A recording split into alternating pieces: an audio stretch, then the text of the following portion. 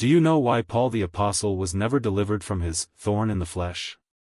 It's one of the most uncomfortable truths in the Bible, because it challenges what many people believe about prayer. We often think that if we pray hard enough, long enough, with enough faith, God will remove every pain, every struggle, every limitation. But Paul's story reveals a different reality. The man who wrote most of the New Testament, the man who healed the sick, raised the dead, and carried the gospel across nations, the man who encountered the glory of God in ways few ever have, that same man had a problem that never left him. He called it a thorn in the flesh. We're not told exactly what it was. Some say it was a physical illness. Some believe it was spiritual attacks.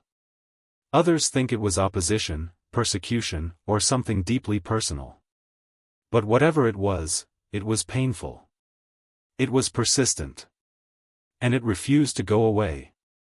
And here is what makes it even more powerful. Paul didn't ignore it. He prayed. Not once. Not casually. But 3 times, deep, intentional, desperate prayers. Lord, take this away from me. Can you imagine that? A man so close to God, still asking for relief.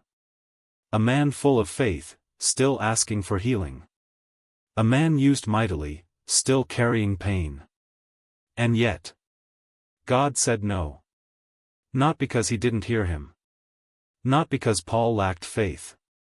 Not because the prayer was weak. But because the answer was different. My grace is sufficient for you, for my strength is made perfect in weakness.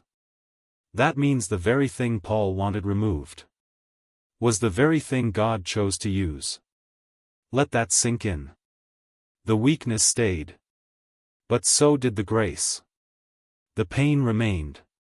But so did the power. And suddenly, everything changes. Paul stops asking for it to leave. And starts understanding why it stayed. He begins to say something shocking.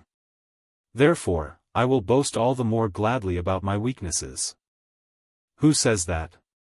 Who finds peace in something they once begged God to take away? Someone who has discovered a deeper truth. That sometimes, God doesn't remove the struggle. Because he is revealing something greater through it. Sometimes, the thorn is not punishment. It's protection. Paul said it was given to keep him from becoming proud.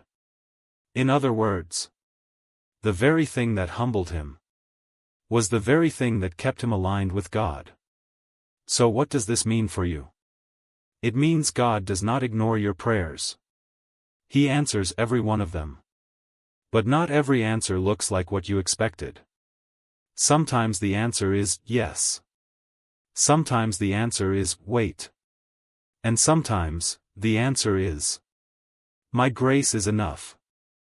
A different answer is not a rejection. A delay is not a denial. And not every struggle is meant to disappear. Some things stay. Because they are doing something in you that comfort never could.